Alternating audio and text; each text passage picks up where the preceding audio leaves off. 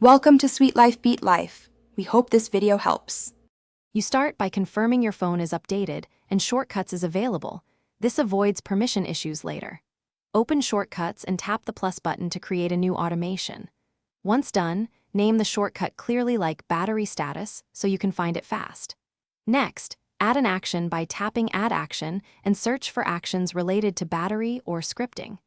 Make sure to allow any permission prompts so the shortcut can read battery information when run.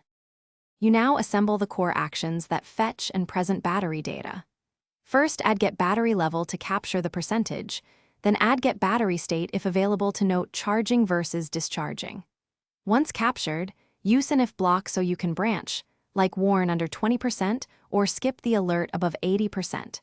Finally, insert a show notification or quick look to display percentage and state. This gives you both numeric value and context in one concise output. Finish by saving the shortcut and assigning an icon or adding it as a widget for fast access.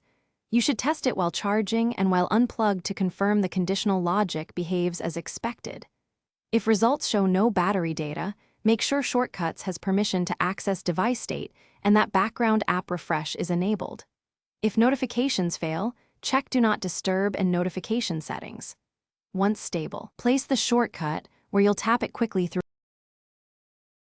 Thanks for watching. Consider subscribing if we helped you.